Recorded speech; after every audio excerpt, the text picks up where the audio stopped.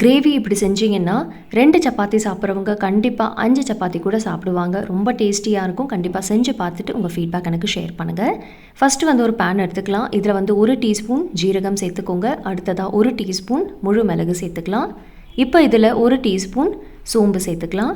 அடுத்ததாக பார்த்திங்கன்னா 1 table spoon அளவுக்கு மல்லி சேர்த்துக்கோங்க.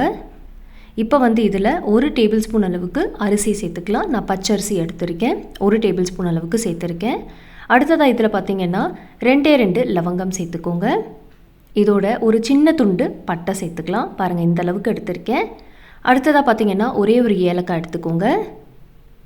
இப்போ இதில் வந்து காஞ்ச மிளகாய் சேர்த்துக்கலாம். 3லேருந்து 4 காஞ்ச மிளகாய் எடுத்துக்கோங்க. உங்கள் காரத்துக்கு ஏற்ற மாதிரி நீங்கள் எடுத்துக்கலாம். அடுத்ததாக கொஞ்சமாக கல்பாசி சேர்த்துக்கோங்க. இப்போ இது எல்லாம் வந்து நல்லா வறுக்க போகிறோம். ட்ரை ரோஸ்ட் செய்ய போகிறோம். எண்ணெய் எதுவுமே சேர்க்கலைங்க. எண்ணெய் சேர்க்காமல் இதை வந்து நல்லா ரோஸ்ட் பண்ணிக்கோங்க. இதிலேருந்து நல்ல வாசனை வரலையும் நல்லா ரோஸ்ட் பண்ணிவிட்டு இதை வந்து ஒரு பிளெண்டரில் மாற்றிக்கலாம்.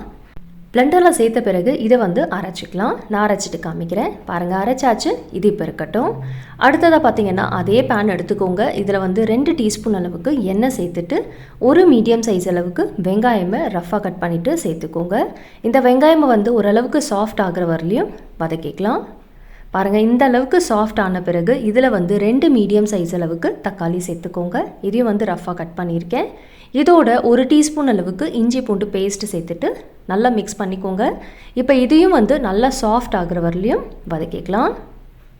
வெங்காயம் தக்காளி எல்லாமே பார்த்திங்கன்னா நல்லா சாஃப்ட் ஆகிடுச்சு. இந்த அளவுக்கு சாஃப்ட் ஆனால் போதும். இப்போ நம்ம ஃப்ளேம் ஆஃப் பண்ணிவிட்டு நல்லா ஆறின பிறகு பிளெண்டரில் சேர்த்துக்கலாம். நம்ம முன்னாடியே மசாலா பொடி அரைச்சி வச்சுருந்தோம்ல, அதுலேயே வெங்காயம் தக்காளியை சேர்த்துக்கோங்க. அடுத்ததாக இதில் வந்து கொஞ்சமாக தண்ணி சேர்த்துக்கலாம். ஒரு அரை கப் அளவுக்கு தண்ணி சேர்த்துட்டு இதை வந்து நல்லா ஸ்மூத்தாக அரைச்சி எடுத்துக்கலாம். நான் அரைச்சிட்டு காமிக்கிறேன். பாருங்கள், அரைச்சாச்சு. இப்போ மசாலா ரெடியாக இருக்குது. இது இருக்கட்டும். அடுத்ததாக ஒரு கடாயில் 1 டேபிள் ஸ்பூன் அளவுக்கு எண்ணெய் சேர்த்துக்கோங்க. எண்ணெய் சூடான பிறகு ஒரு பிரிஞ்சி இலை, 1 டீஸ்பூன் கசூரி மேத்தி சேர்த்துக்கலாம். நல்லா புரிஞ்ச பிறகு இதில் வந்து நம்ம அரைச்ச மசாலா இருக்குல்ல, அதை சேர்த்துக்கலாம். இப்போ இந்த கிரேவிக்கு தேவையான அளவு உப்பு சேர்த்துட்டு இந்த மிக்ஸி ஜார்லேயே பார்த்திங்கன்னா ஒரு அரை கப்புலேருந்து 3/4 கப் அளவுக்கு தண்ணி சேர்த்துட்டு இந்த கிரேவியில் சேர்த்துக்கோங்க. அடுத்ததாக பார்த்திங்கன்னா ஒரு அரை டீஸ்பூன் சுகரும் சேர்த்துக்கோங்க. நல்லாயிருக்கும். நல்லா ஒரு முறை மிக்ஸ் பண்ணிக்கலாம். கிரேவியோட கன்சிஸ்டன்சி பார்த்திங்கன்னா கொஞ்சம் தண்ணியாக இருக்கணும். அப்போ தான் இது வந்து நல்லா கொதித்த பிறகு திக்காயிடும். பாருங்கள், இப்படி இருக்கணும். நல்லா ஒரு முறை மிக்ஸ் பண்ணிவிட்டு இதை வந்து நம்ம கவர் பண்ணி வச்சிடலாம். கொதிக்க ஆரம்பித்த பிறகு இதை வந்து மூடி வச்சுடுங்க. 4லேருந்து 5 நிமிஷத்துக்கு நல்லா கொதிக்கட்டும். எண்ணெயெல்லாம் நல்லா பிரிஞ்சு வரணும். அது வரலையும் இது வந்து நல்லா கொதிக்கட்டும். இப்போ பார்த்திங்கன்னா ஒரு 5 நிமிஷம் ஆகிடுச்சு. செக் பண்ணி பார்க்கலாம். பாருங்கள், எண்ணெயெல்லாம் நல்லா பிரிஞ்சு வந்திருக்கு. கிரேவி பாருங்கள் லைட்டாக திக்காக இருக்குது. அடுத்ததாக இதில் வந்து நம்ம பன்னீர் சேர்த்துக்கலாம். பன்னீர் பார்த்திங்கன்னா 150 கிராம்ஸ் அளவுக்கு எடுத்திருக்கேன். கொஞ்சம் மீடியம் பீசஸாக கட் பண்ணிவிட்டு சேர்த்துக்கோங்க. இப்போ நல்லா ஒரு முறை மிக்ஸ் பண்ணிக்கலாம். பன்னீர் சேர்த்துட்டு இதை வந்து நம்ம திருப்பி ஒரு 2லேருந்து 3 நிமிஷம் கொதிக்க வச்சா போதும். ஸோ நல்லா ஒரு முறை மிக்ஸ் பண்ணிவிட்டு மூடி வச்சுடுங்க. 2 to 3 மினிட்ஸ் நல்லா கொதிக்கட்டும். உங்ககிட்ட பன்னீர் இல்லைன்னா அதுக்கு பதிலாக நீங்கள் வந்து கேப்சிகம் கூட சேர்த்துக்கோங்க. ரொம்ப நல்லாயிருக்கும் கேப்சிகம் வச்சு இந்த கிரேவி செஞ்சிங்கன்னா. 3 நிமிஷம் நல்லா கொதிச்சாச்சு. பாருங்கள், செம்ம வாசனையாக இருக்குது. ஒரே ஒரு முறை பன்னீர் சேர்த்துட்டு இப்படி ஒரு கிரேவி செஞ்சு பாருங்கள். ரொம்ப வாசனையாக இருக்கும். செம்ம டேஸ்டியாக இருக்கும்.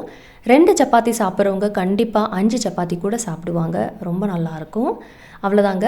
இப்போ ஃப்ளேம் ஆஃப் பண்ணிவிட்டு கடைசியாக கொஞ்சமாக கொத்தமல்லி இலையை நல்லா ஃபைனாக சாப் பண்ணிவிட்டு இதில் சேர்த்துக்கோங்க. ஒரு முறை நல்லா மிக்ஸ் பண்ணிவிடுங்க.